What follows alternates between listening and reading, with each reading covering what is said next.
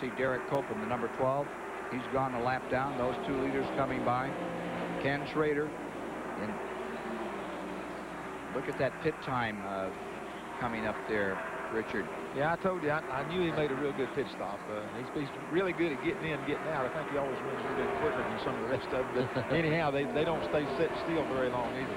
And he picked up 4 or 5 spots on the racetrack. The two leaders, nose to tail. The 25 of Schrader, and right with it comes Todd Bodine. Ooh. Almost too close for comfort right there.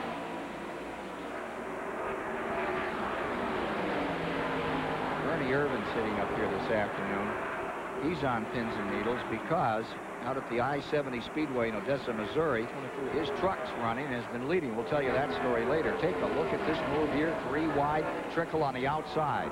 Okay, check on the 24. Something's happened to him. Looks like he has a tire down or something. He went real high in 1 and 2 there, and he's slowing down coming into the pits this time.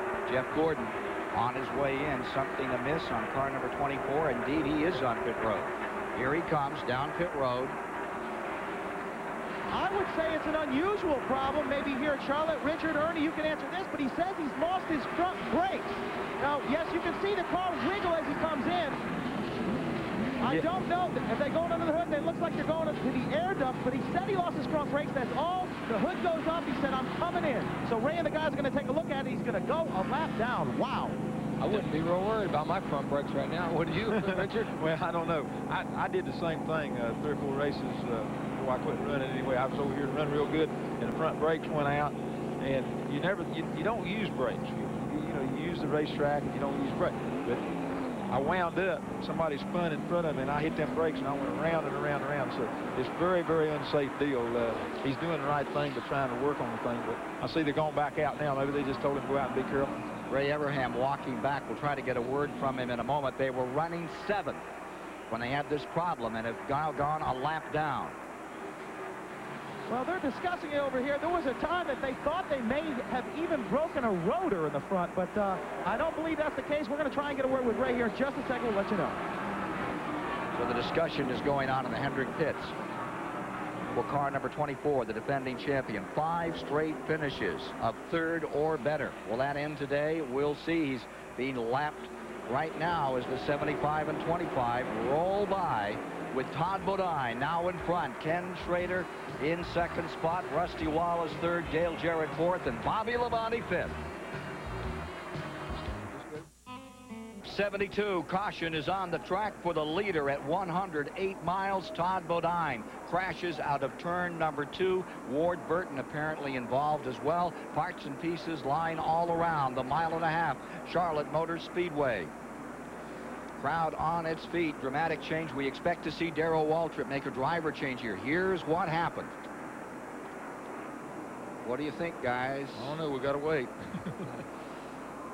Sucked the back end out of the 75. You see him make that little bit of bobble, and when he did hit the 31, and that's the way it happens. Ward Burton's number 31 up into the wall. The 75 of Todd Bodine slithering down to the bottom of the track and takes him out of 1st place. Everybody's going to be on pit road now.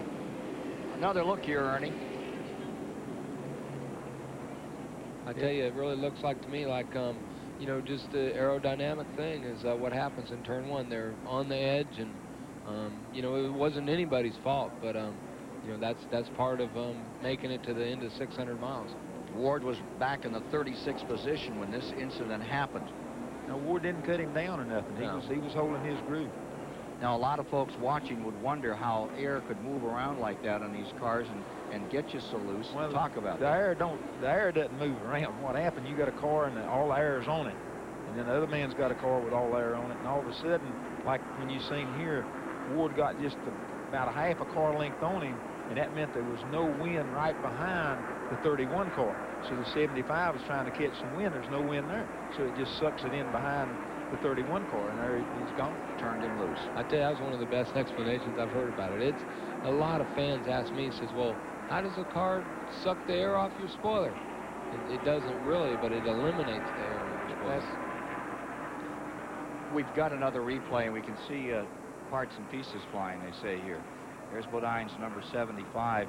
Richard, you were making the point that this isn't quite as serious in the old days. You had those big metal bumpers. No, that's one thing about it. He drags this bumper all the way around to the fourth turn, and then it comes loose. But that's plastic now, or fiberglass, or whatever. And you can run across it now and can get by a little bit. Used to, if you hit something like that, it would take all the goodies out from under the car.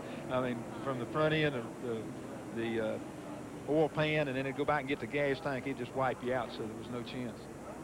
Gordon and them are working on them the brakes, and it looked like they were kind of on fire. So obviously they're having a problem on them. Two laps down. Yeah. Go up. Boy, he's definitely got a problem. Yeah. You know, sometimes the bleeder valve comes loose in those things, and you know, we've had some trouble all during the years. Randy can give us an update on this barbecue. Well, Ray Evernham's putting the juice to it from the fire extinguisher. That'll be a temporary fix. That certainly won't fix it. Hey, guys, not only that, he's got an engine problem. It is flat. It was missing. They tried to fix ignition boxes. Just a multitude of problems over the last couple laps for Jeff Gordon. Unreal. Do you remember they had a problem up there at Richmond, I think, the last time we were working together? They had a problem with some sort of fuel or ignition or something. It looks like they've got the same problem somewhat today. Here they are back on the track, and we're following Darrell Waltrip, the 5-time champion in the 600, bringing that car down. And I think we're just about ready for this stop, and I believe we're maybe a lap away from getting this back underway. Here, it looks like Jimmy Steve Burns is there. Darrell Waltrip is being pulled out of the car, and this is very painful for him with those broken ribs. Jimmy Hensley now jumping in to try not to lose too much time. Darrell is walking very gingerly. He sits down on pit wall while Jimmy Hensley gets strapped in. Obviously, they're losing a lot of time here in the pits. Darrell Waltrip is in a lot of pain. You know how hard it is, how badly it must hurt if he took himself out of this car. You saw the Reverend Max Helton there with him for just a moment, and there's Stevie Waltrip, his wife as well. I tell you what, I've had a lot of accidents, broken legs, feet, necks, and everything else. But nothing will hurt you in a race car as bad as messed up ribs. And they'll last you all day long, and there's nothing you can do. You can't turn around. You can't make them any better. Hensley out there. We'll try to get a word with Darrell after a bit. Let's go to Dick Bergen. Well, you were right when you said that just about everybody pitted, Ken, but one of the cars that did not pit was 25. Ken Schrader, the leader. Here's his crew chief, Ken House. How come? Why'd you stay out? I might have blown it again, but no, the car's pretty good right now, and it's a long day. Let's rather just stay up front, stay out of trouble, and just keep working at it. Long way to go. Schrader working at first place now with Rusty Wallace in second, Bobby Labonte in third. Ricky Rudd is in fourth, Todd Bodine fifth, Michael Waltrip sixth, Labonte seventh, and Hutch Strickland back there in eighth. I tell you, the bad part about staying out, not pitting, is you know, he's not going to be able to go along with fuel. That'll just put him out of sequence with everybody else. It may be the winning deal, though. Yeah, sometimes it works for you rather than against you. That green came out at lap 77, folks. Getting racy. There's Randy LaJoy down on the inside, working with Ricky Rudd. Right there with Todd Bodine that just got through spinning out with, you know, Todd's car's not bad. It's only missing the rear bumper is all. And it's running fifth. In fourth is that Rudd car. So after that altercation out there that tore that number 75 up, Todd Bodine's right back out with the program. I tell you, I don't know how you do that. You spin out, come in, pit, take your rear bumper off, and still. Oh, we got a car with a wheel off going down the back straightaway. Let's see who that belongs to. That's off Gordon's car, the number 24, they say. Oh. Uh-oh. Here it is, going into turn 3. Going into turn 3. Jeff Gordon, caution is out. We've obviously had a wheel bearing problem, it looks like, with Jeff Gordon, because there's no other way that front tire can come off. The hub and everything, I think, still hooked to it. That's just the wheel. They didn't get the lugs on the way it looks right there. Yeah. Anyhow, they got deep troubles. That's one of the things. No matter how good you run, no matter how things are going, you got to have the right brakes, and he's just getting all the wrong brakes today. Randy? Well, you got that right, Richard. He had no idea it was coming. They evidently left the lugs loose on the right front. He just came over the radio and said, guys, I got a bad vibration, and that's what happened. We'll try and get a word with Ray Evernham, the crew chief, but they're going to be a little busy here for just a moment.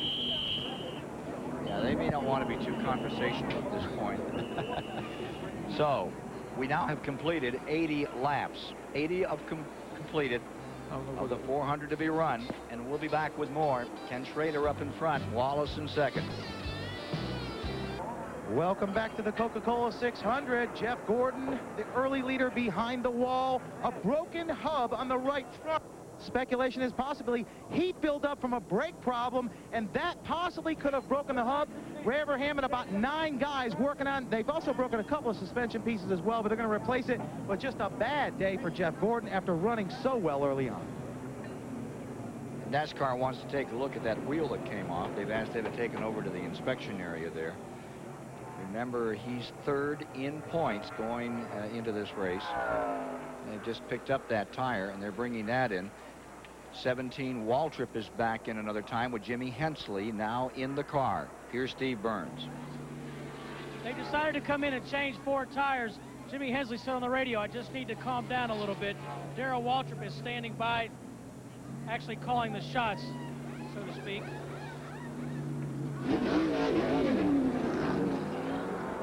Good 4-tire change on Waltrip's number 17, and we'll try to get a word with him. You see DW there right now, back on the radio, and got his old war face back on. Yeah, he really looks serious. Yes, sir. He does, doesn't he, Richard? Yeah, he's been serious. They was pitting in the garage area down there beside us, and he is really, you know, he gets up, and he was up for this whole deal, and then he found out he couldn't make it, and that really bothered him, physically and mentally, you know. He had told me before last week, he said, I'm going to be ready for Jeff Gordon. And I said, well, go out and tell Jeff Gordon.